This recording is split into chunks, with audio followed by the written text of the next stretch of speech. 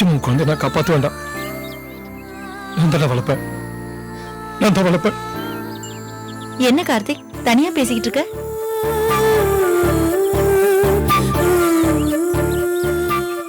பாசத்தோட இருக்கணும்னு நினைக்கிறவங்களுக்கெல்லாம் வித்து தான் பிடிக்கும் நந்தினி. ஏதோ மூட் அப்செட்ல இருக்க போல இருக்கே.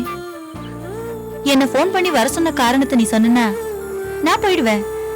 அப்புறம் நீ மறுபடியும் புலம்ப ஆரம்பிக்கலாம். என் வேதனை உனக்கு வேடிக்கையா இருக்குல்ல? கார்த்திக், நீயும் வேதனைப்படக்கூடாது, உன்னால மத்தவங்களும் வேதனைப்படக்கூடாதுங்கிறதா என்னோட ஆசை. என்ன பாத்துட்டு இருக்க? பொம்பளைங்க எல்லாருமே எப்பவுமே ஒருதலை பட்சமா தான் பேசுறீங்க. ஆமா, நியாயத்தோட பக்கம்.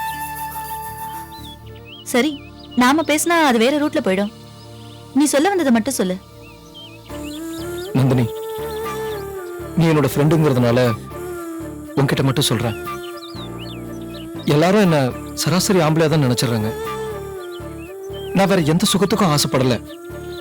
அது புரியாம அண்ணி எனக்கு கல்யாணம் பண்ண வைக்கணும்னு ஆசைப்படுறாங்க. நான் வேணாம்னு சொன்னாலும் அவங்க விட மாட்டாங்க. ஏன்னா என்னோட ஆசை எல்லாம் என் நண்பனோட குழந்தைய வளர்த்து ஆளாக்கணும்ன்றது மட்டும்தான். எனக்குன்னு வேற எந்த ஆசையும் இல்லை.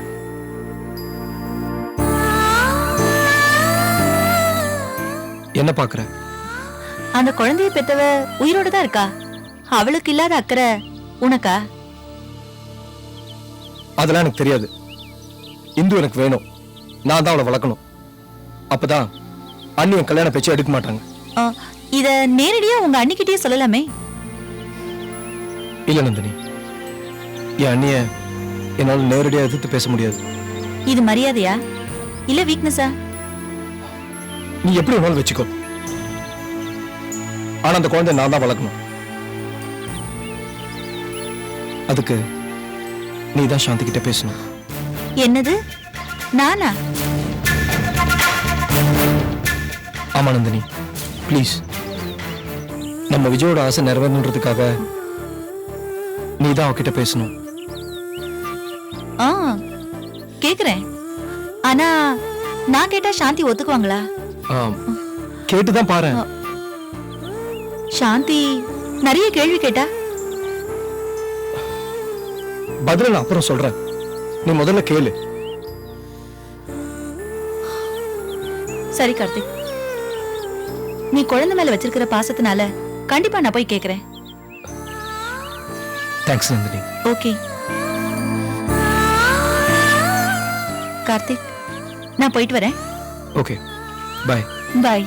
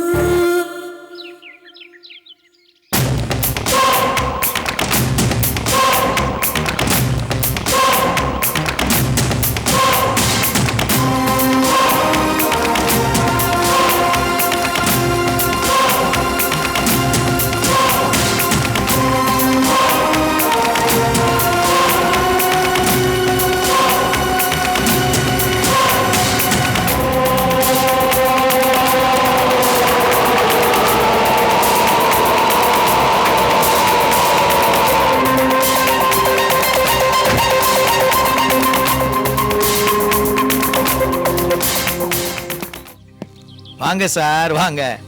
வர சொல்லி எவ்வளவு நேரம் ஆச்சு? சாரி சார், டெல்லியில இருந்து திடீர்னு மினிஸ்டர் வந்துட்டாங்க. அவங்களுக்கு பந்தோபஸ்து ஏற்பாடு பண்ண வேண்டியதாயிடுச்சு. அவங்கள நல்லபடியா ட்ரீட் பண்ணிட்டு நீங்க கூப்பிட்டீங்கன்னு ஓடி வரேன்.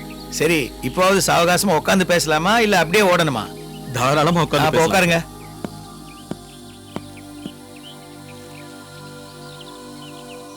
நான் உங்களை இங்க வர சொன்னதுக்கு காரணம், அந்த கந்து வட்டிக்கார மேட்டர் மீட்டர் வட்டி மாதிரி வளர்ந்துக்கிட்டே போகுது. நான் இன்னைக்கு அந்த இன்ஸ்பெக்டர் ஆஃப் பண்ண சொன்னேன் இல்லையா? ஆமா சார், நானும் ஆஃப் பண்ணி அவர்கிட்ட இருந்து ஃபைலை வாங்கி க்ளோஸ் பண்ணிட்டேனே. Very good. இப்போ அந்த ஃபைலை ஓபன் பண்ணுங்க. நீங்க தான் அந்த ஃபைலை க்ளோஸ் பண்ண சொன்னீங்க, இப்போ ஓபன் பண்ண சொல்றீங்க? நான் க்ளோஸ் பண்ண சொன்னது இன்ஸ்பெக்டரை மட்டும் ஃபைலே இல்ல. என்ன புரியலையா? அந்த இன்ஸ்பெக்டர் கனி பார்த்துக்கிட்டு இருந்தானே, அந்த வேலைகளை இப்ப நீங்க பார்க்க ஆரம்பிங்க. ஏன்னு தெரிஞ்சுக்கலாமா? தெரிஞ்சுக்கலாம். ஆனா இப்ப இல்ல, நான் சொல்றேன், அப்ப தெரிஞ்சுக்கங்க. நான் சொல்றதை மட்டும் செய்யுங்க. இந்த கொலைய யார் செஞ்சாங்க, செஞ்சவங்களுடைய பின்னணியில யார் இருக்காங்க, இப்ப மாட்டிக்கிட்டு ஜெயில இருக்கானுங்களே அவனுங்களுடைய பின்னணி என்ன, இந்த கேஸோடைய மொத்த டீடைல்ஸும் எனக்கு தெரியணும் சார். வேற எதுவும் கேட்காதீங்க, சொன்னதை மட்டும் செய்யுங்க.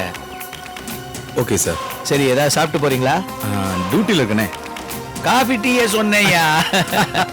சரி, அந்த போட்டோ நெகட்டிவ்ஸ் எல்லாம் எல்லாத்தையும் எரிச்சுன்னு சார். எரிச்சிட்டீங்களா?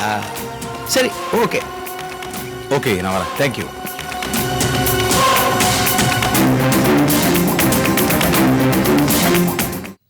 அக்கா, நீ ஒரு விஷயத்துல முடிவு எடுக்க வேண்டியது இருக்கு. ஆனா அதுல மட்டும் கவனம் செலுத்த மாட்டேங்கிற.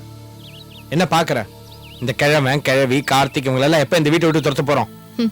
என்னடா நீ இந்த விஷயத்தை எனக்கு ஞாபகப்படுத்துறியா? தூங்கும் போதும் அதே நினைப்பு தான் எனக்கு. பின்ன அவ்வளவு கவனம் இருந்தா ஏன் அவ்வளவு லேட் பண்ற? டி ஷாம், முதல்ல அந்த மூர்த்தி நம்ம கண்ட்ரோலுக்கு வரணும். நம்ம சம்பந்தியையும் நம்மளால முழுசா நம்ப முடியாது. அது மட்டும் இல்ல, இப்ப அந்த சாந்தி டைரி அது இதுன்னு என்னமோ நம்மள பயமுடுத்திட்டு இருக்கா. இது எல்லாத்தையும் நம்ம சால்வ் பண்ணினாலும் நம்ம எதிரிங்களை நம்ம முழுசா வீக் ஆக்கினதுக்கு அப்புறம் தான் நம்ம அழிக்கணும். உன் பிளான்லாம் நல்லா தாங்க இருக்கு. ஆனா ஒரு பக்கம் கார்த்திக் வேற ஏதோ யோசிச்சுக்கிட்டே இருக்கான். முதல்ல நம்ம அவனை யோசிக்கவே விடக்கூடாது. அப்படி என்னடா அவன் யோசிக்கிறான்? வேற என்ன, கார்த்திக்கு இன்னும் அந்த குழந்தை மேல பாசம் இருக்குக்கா. என்னதான் அவன் மேல இருக்கிற பக்தியில சாந்தியை டைவர்ஸ் பண்ணாலும் இன்னும் அவனுக்கு அந்த குழந்தை மேல பாசம் ஜாஸ்தியாவே இருக்கு. இது தெரிஞ்ச விஷயம் தானே ஷாம்? இது தெரிஞ்ச விஷயம் தான். இன்னும் உனக்கு தெரியாத விஷயம் எவ்வளவு இருக்கு. நான் சொல்றேன், கேட்டுக்கோ. கார்த்திக் லீகலா அந்த குழந்தையை எடுத்து வளர்த்து ஆளாக்கணும்னு நினைக்கிறான். அப்படி ஆசைப்படுறான்? ஆமாக்கா. ஷாம், லீகலா அவங்களுக்கு டைவர்ஸ் ஆயிடுச்சு. இந்திரா கார்த்திகோட குழந்தையா இருந்திருந்தாலும் அது பொன் குழந்தையா இருக்கிறதுனால சட்டப்படி விவாகரத்துக்கு அப்புறம் அந்த குழந்தை தாயோட தான் வளரணும். அதனால கார்த்திக் சட்டப்படி எதுவுமே பண்ண முடியாது. அது போக இந்த குழந்தை கார்த்திக் இல்லையே. அக்கா, உன்ன மாதிரி எனக்கு இந்த சட்டத்திட்ட எல்லாம் ஒண்ணும் தெரியாது. ஆனா கார்த்திக் இந்த குழந்தைய லீகலா எடுத்து வளர்க்கணும்னு நினைக்கிறான். நந்தினி மூலமா சாந்திட்ட கேட்க போறான். இவன் கேட்டுட்டா அவ கொடுத்துருவாளா? ஒருவேளை கொடுத்துட்டா யோசிக்க வேண்டிய விஷயம்தான். நான் சம்மதிக்கிறேன். சாந்தி, உனக்கு என்ன பைத்தியம் முடிச்சிருச்சா? ஏமா? உன் உறவே வேண்டாம், உன் புருஷன் உன்னை டைவர்ஸ் பண்ணிட்டான். நீ வேண்டாம், உன் புள்ள மட்டும் அவனுக்கு வேணுமா? அத அவன் சட்டப்படி வளர்க்க போறானா? அதுக்கு நீ சம்மதம் சொல்ற? உன்னை என்ன முட்டாள் நினைச்சுக்கிட்டானா? இந்த ஆம்பளைங்களுக்கு மனசாட்சியே கிடையாது போல இருக்கு. ஆமா, எவ்வளவு போராட்டம் வந்தாலும் என்னை எவ்வளவு திட்டினாலும் வெறுத்தாலும் குழந்தை மேல அவர் வச்சிருக்கிற பாசம் மட்டும் குறையவே இல்லை. எனக்கு பண்ண காரியம் அவர் மனசை உறுத்தி இருக்கு. அதை ஈடுகட்டதான் என் மகளை வளர்க்க பெர்மிஷன் கேட்டிருக்காரு. அதுக்காக உனக்குன்னு இருக்கிற ஒரே உறவை அவங்கிட்ட அனுப்ப போறியா? ஒரு உறவு போறதுனால அவ உறவை அறுக்கலாம். நந்தினி, நீ போய் கார்த்திக் கிட்ட சொல்லு, எனக்கு வாழ்க்கை தரலனாலும் பரவாயில்ல, என் மகளை வாழ வச்சா போதும், தகப்பன் ஸ்தானத்துல இருந்து அவளை பார்த்துக்கிட்டா போதும்னு சொன்னேன்னு சொல்லு. லீகலா என்னென்ன எழுதி கொடுக்கணுமோ அதெல்லாம் நான் எழுதி தர தயாரா இருக்கேன்னு சொல்லு. ஆனா ஒரு கண்டிஷன். என்ன, உன் குழந்தைக்கு வேலை சொல்ல போறியா? ஆமா, இதுவும் ஒரு வகையில வேலைதான். ஆனா அது அவரால கொடுக்க முடியுமான்னு தான் தெரியல. என்ன சொல்ற சாந்தி? என் குழந்தைய அவர் வளர்க்கணும்னா அவர் அபிராமியை விட்டு வரணும், அவ பிடியிலிருந்து விலகணும். வேற எதுவும் எனக்கு வேண்டாம். மக உறவு வேணும்னா அண்ணி உறவை முடிச்சுக்கணும்னு போய் சொல்லு. இது அவருக்கு சம்மதம்னா நான் தயார்னு சொல்லு. சரி சாந்தி.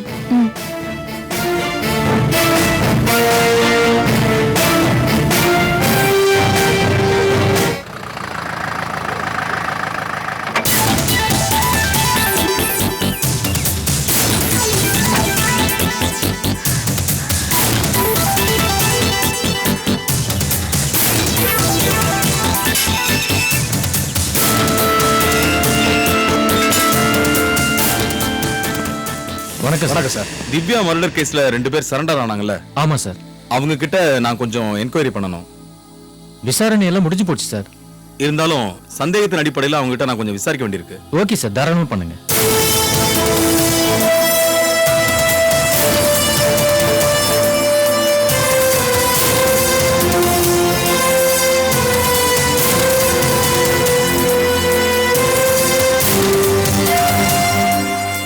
பிச்சாண்டி, கோவிந்தா,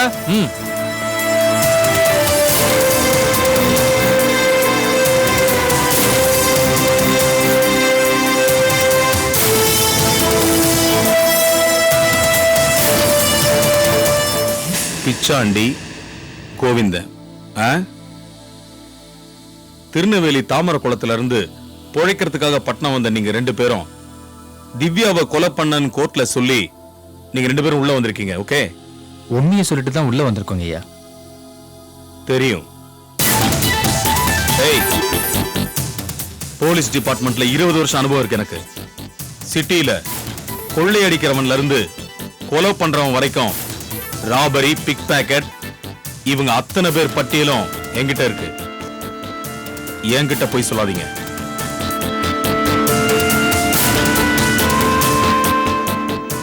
இத பாரு கோவிந்தா, உனக்கு கல்யாணம் ஆகி 2 குழந்தைங்க இருக்கு. பிச்சாண்டிக்கும் குடும்பம் இருக்கு.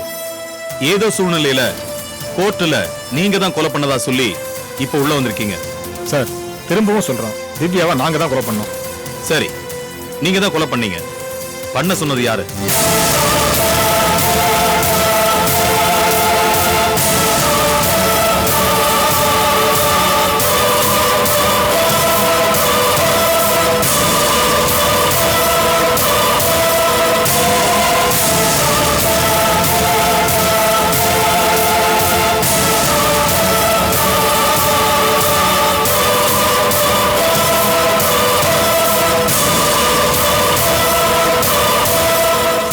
சரி, நீங்க சொல்ல மாட்டீங்க. விசுவாசம் உங்க வாயை அடைச்சிருச்சு இல்ல? நான் வரேன்.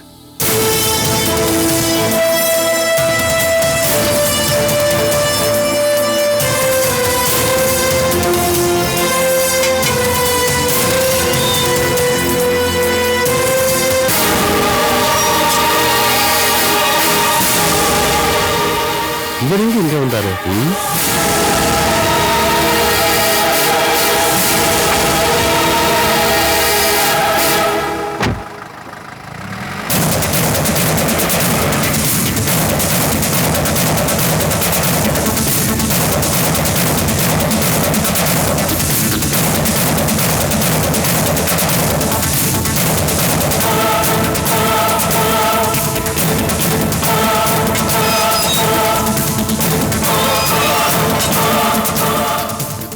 வணக்கம் சார். ஐ எம் இன்ஸ்பெக்டர் கணி. தெரியுங்களா சார் உங்களை? தேங்க்யூ. ஆமா, ஏசி சார் எதுக்காக இங்க வந்துட்டு போறாரு? சார், திவ்யா கொலை வழக்கில் கைதான கோவிந்தன், பிச்சாண்டி இவங்க 2 பேரையும் விசாரணை பண்ணிட்டு போறார் sir. Oh, thank you. Okay sir.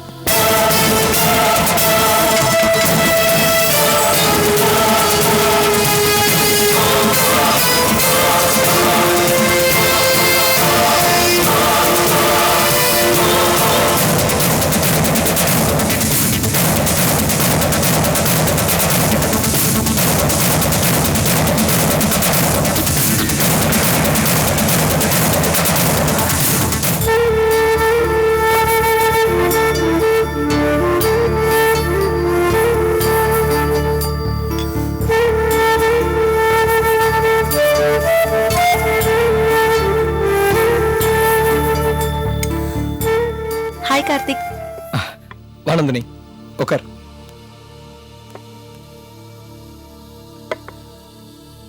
Nandini, உனக்காக தான் நான் காத்துட்டு இருந்தேன். சாந்தி போய் பாத்தியா? அவ என்ன சொன்னா? பார்த்தேன், பேசினேன். இந்து வளர்க்கறதுக்கு அவ ஒத்துக்கிட்டாளா? ஒத்துக்கிட்டா?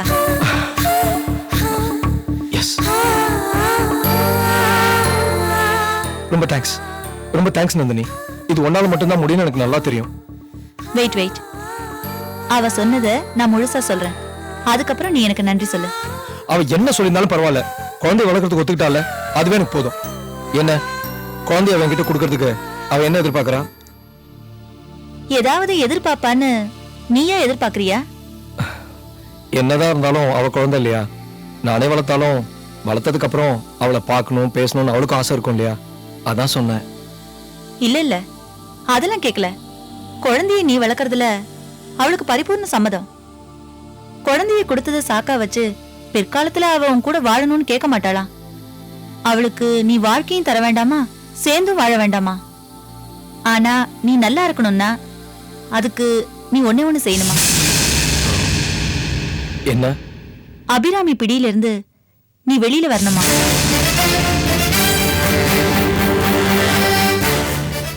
அவளுக்கும் உனக்கும் வேற எந்த விதமான ஒட்டும் உறவும் இல்லைன்னு ஆனதுக்கு அப்புறம் வேற எதுவுமே கேட்காம குழந்தைய அவளே கொண்டு வந்து உன்கிட்ட ஒப்படைப்பாளாம். அதான பார்த்தேன். என்னடா ஒத்துக்கிட்டாளேன்னு. அவ புத்தி இன்னும் மாறவே இல்லை நந்தினி. என்ன பிளாக்மெயில் பண்ணி பாக்குறாளா? நான் குழந்தை மேல பாசமா இருக்கிறத வச்சு அண்ணிய பெரிய சொல்றாளா? என்ன வலை பேசுறாளா? இங்க பார், அவ வேணா அண்ணி செஞ்ச நன்றியை மறக்கலாம், நன்றி கேட்டுப்ப. அவ திமிரு இன்னும் அடங்கல நந்தினி. இந்த உலகத்துல தனியா நின்று போராடி ஜெயிச்சு அந்த குழந்தை வளர்த்துருவாளா? அவ என் நண்பனுக்கு செஞ்சு கொடுத்த சத்தியத்துக்காகத்தான் இந்துவை வளர்க்குறேன்னு சொன்ன. அதை புரிஞ்சுக்கல? இடியட். எதுக்கு எதை முடிச்சு போடுறா? இங்க பார், அவகிட்ட போய் சொல்லு, அவ இஷ்டத்துக்கெல்லாம் என்னால ஆட முடியாதுன்னு.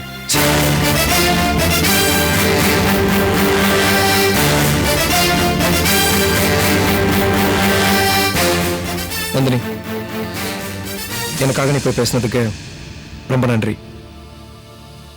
I'm sorry.